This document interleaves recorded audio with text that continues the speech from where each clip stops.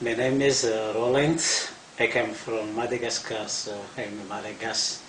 And her name is Nicky. She is a South African from Itinek.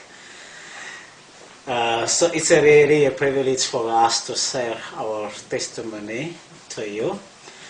In 1995, I had a clear vision when I was in a very remote rural area in Madagascar.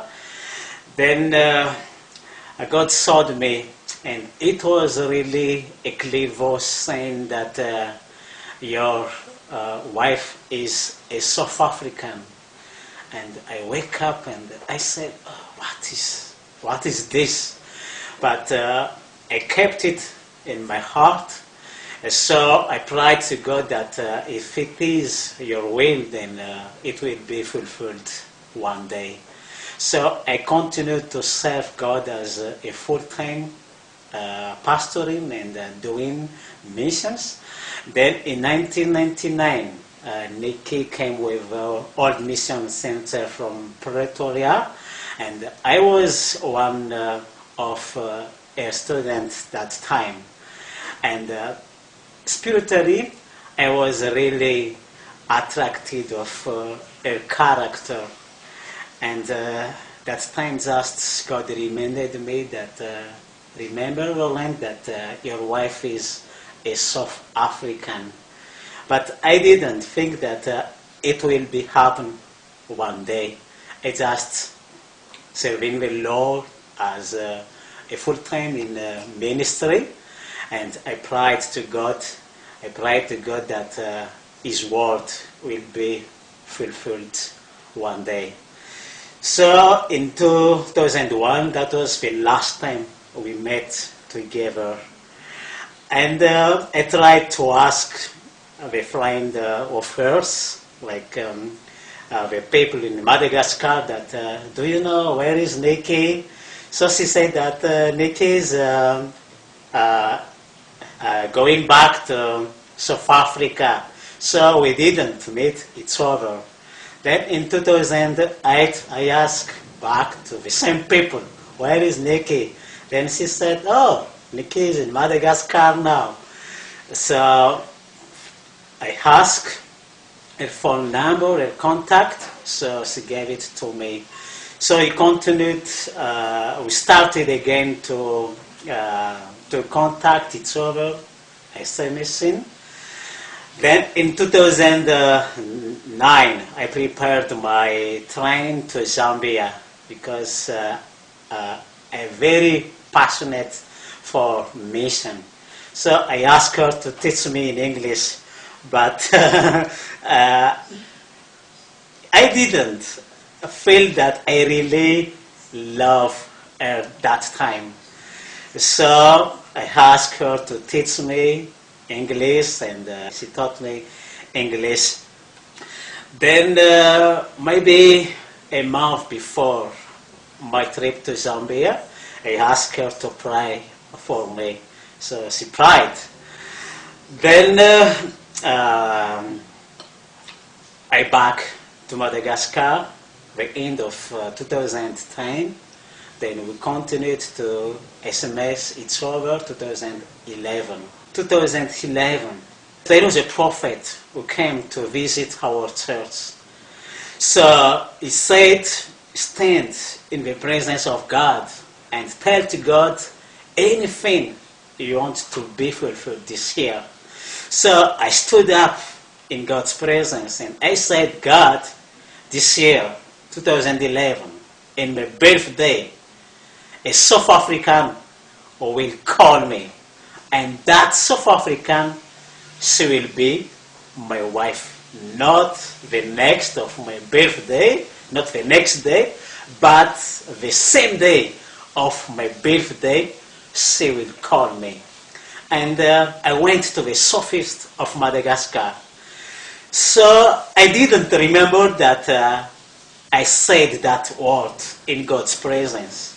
So at 7:30 in the evening, Nicky called me and she said, Rolland, happy birthday. And at the same time, I said, oh God, I told in your presence that in my birthday, someone, a South African, will call me and she will be the right one. She will be my wife. But I have, a lot of friends, South Africans. So I said, God, maybe it's not Nicky. So the next day, I went to the cyber cafe to check my email, my Facebook, and there was no South African who said happy birthday to me. So I said, it's really Nicky. So I went again to Zambia, and I have a friend of mine, is a servant of God. So I said to her that, God confirmed my prayer, my vision, my desire. But to be honest, I really don't feel that I'm really in love with her. So let us pray together. So we prayed together in that time. It was exactly that same time while they were praying in Zambia. I got this dream just after Easter. I got this dream one night, and in the dream I was talking to my mom, and I said to my mom, Mommy, God really gave me the best. I couldn't have asked for more, for better rather. And in my dream I was wondering, but who am I talking about? Because I'm not in love. There's no one that I'm interested in. So in my dream also, as I was thinking, but who am I talking about? I was looking over my shoulder like this, and behind me I saw Rolland. And I'm like, why am I thinking about him now? And the next morning I thought, no, this is not from God. That must be from the devil. I prayed and said, Lord, help me to forget this dream, because I don't want to think about Rolland in this way. Because I wasn't in love at all with him. We were just friends at that time. So I forgot about it. And then maybe 2 months later, he started SMSing again.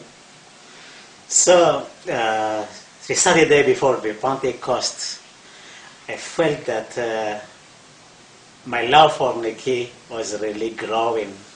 So I couldn't manage that, so I sent SMS, and I reminded her, Nicky, one day you told me that you are going to get married one day, but to the right one.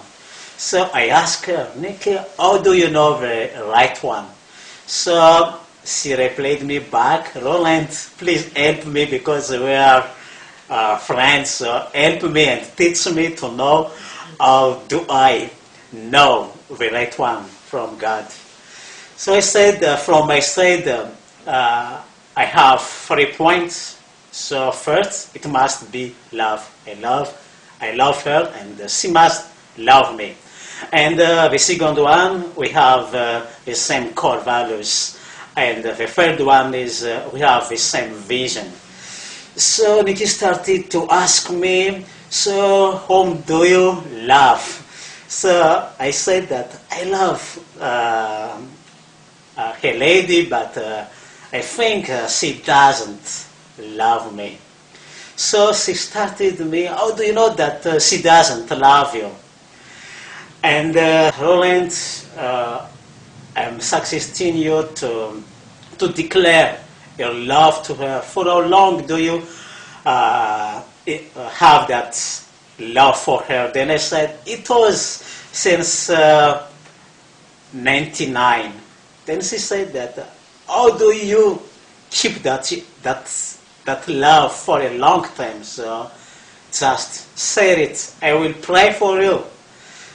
Then she said as well, is she a Malagasy or a foreigner? Is it offensive to the Malagasy culture if you declare your love straight to her?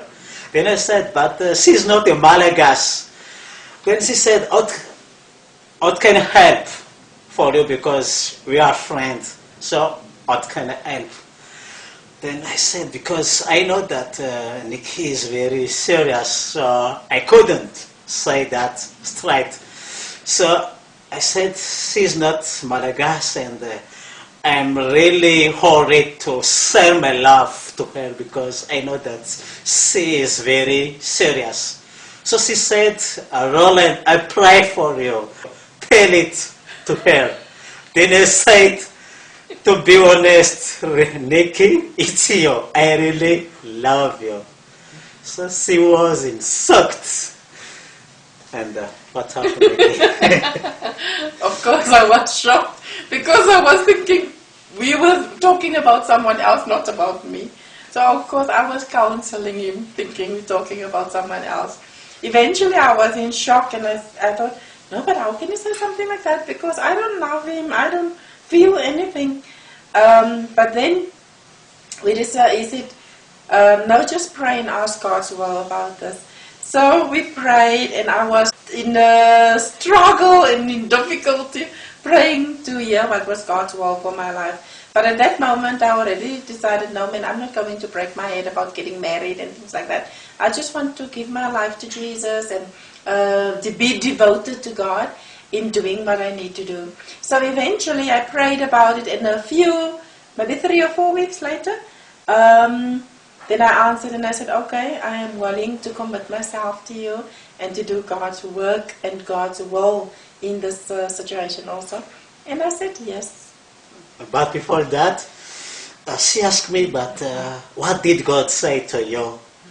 Then I said, no, it's not about what did God say to me. Because for me, if I started that, it's kind of manipulation. So I don't want to manipulate you. Just ask yourself if you love me. And just pray about it. So we spent the time to pray for 3 weeks. And she said, I'm willing to commit myself to you. So after that, then we received a breakthrough from God. And love is just coming, fill our heart, and we could love each other. And it's really amazing thing. And we decided that it's really from God. So let us go for every step that we must do, like engagement. Everything must be legally, and we are going to do our wedding in South Africa and in Madagascar. So within the 6 months our lives changed a lot, and we know this is God. But the important thing is what God is saying to you, He will fulfill, so be encouraged with that. And that is our testimony of what God did in our lives and how God brought us together, and how God will keep us together until the end of our lives. After 17 years, I received a breakthrough, and I know that God is faithful in His word. Thank you.